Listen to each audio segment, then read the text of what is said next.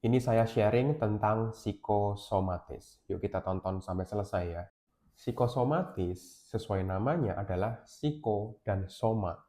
Artinya secara pikiran, secara kejiwaan, secara mental, psikologis, dan somatis artinya secara ketubuhan. Pikiran mempengaruhi tubuhmu. Itu yang ingin disampaikan oleh psikosomatis.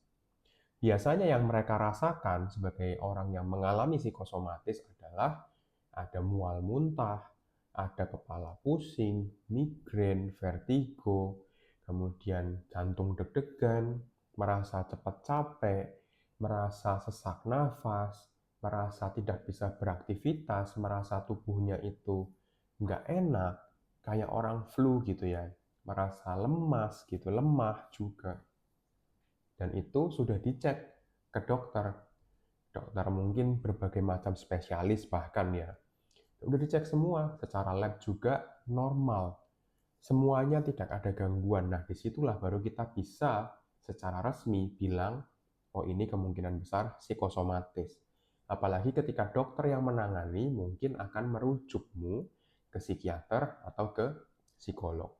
Nah, disitulah baru kita bisa bilang, oh iya kamu mengalami psikosomatis. Biasanya, orang mengalami psikosomatis itu karena dia setelah mengalami sesuatu yang besar, mengalami suatu stres yang besar, mengalami atau punya masalah yang cukup besar. Entah itu masalah pekerjaan, masalah finansial, masalah keluarga, masalah pasangan, dan masalah-masalah yang lainnya. Tapi yang harus kita tekankan di sini adalah orang mengalami psikosomatis bukan berarti dia mengada-ngada.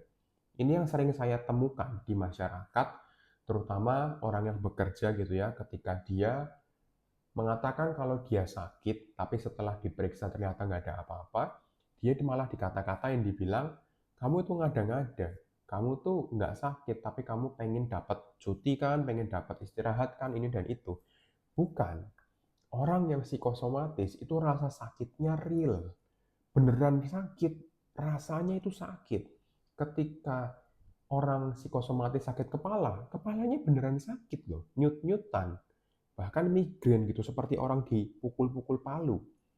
Ketika orang psikosomatis, napasnya sesak, itu beneran sesak loh, seperti orang asma gitu. Itu nyata rasanya. Orang mual dan muntah, beneran ada muntahannya gitu.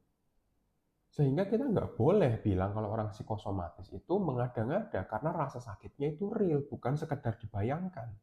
Tapi memang penyebabnya adalah apa yang ada di pikiran mereka. Beban-beban itu yang belum dilepaskan, belum diselesaikan, sehingga mengakibatkan psikosomatis ini. Misalnya sedang berantem sama pasangannya atau sedang dalam proses perceraian misalnya, tapi nggak selesai-selesai, udah lama gitu misalnya. Bisa jadi orang menjadi stres berat dan sampai sakit. Tapi sakitnya itu ya karena pikiran ini. Ketika ini sudah selesai, mungkin psikosomatisnya akan selesai.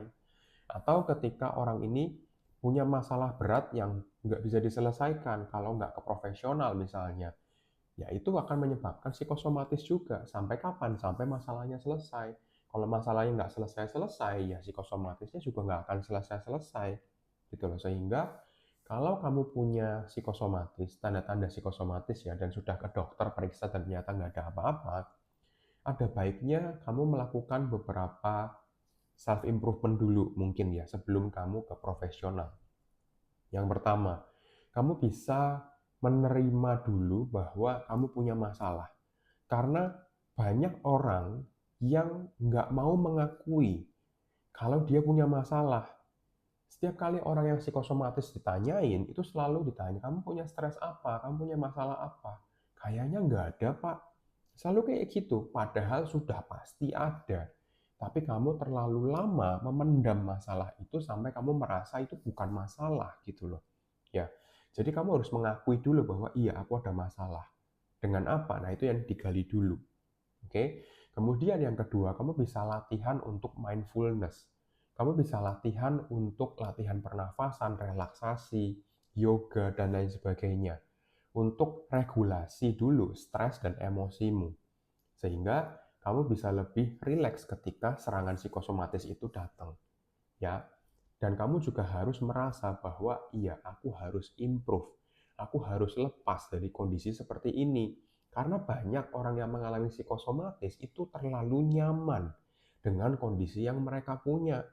Bukan berarti mereka nggak mau sembuh, tapi mereka merasa kalau sembuh, mereka merasa nyaman gitu loh. Merasa, nah, kalau sembuh merasa justru nggak nyaman. Kalau nggak sembuh-sembuh malah merasa lebih nyaman. Banyak yang merasa seperti itu. Nah, sehingga kita perlu untuk self-improvement dulu. Ya, kalau sudah sangat kesulitan dan kamu merasa ya sangat-sangat buntu gitu ya untuk menyelesaikan sebuah masalah dan kamu nggak tahu akar masalahnya di mana, pertimbangkan untuk ke psikolog supaya mendapatkan penanganan yang sesuai dan kamu akan diedukasi bahwa itu adalah masalah loh. Masalah mana yang kamu nggak akui? Masalah mana yang kamu selalu pendam? Masalah apa yang harusnya kamu selesaikan duluan? Nah, itu akan dipandu oleh psikolog. Oke, sampai nanti akhirnya ke terapinya mungkin ada seperti itu. Ya, semoga dari edukasi hari ini bisa bermanfaat untuk kalian semua yang sedang mengalami psikosomatis dan salam sehat jiwa untuk kita semua. Jangan lupa olahraga ya kalau kamu punya psikosomatis.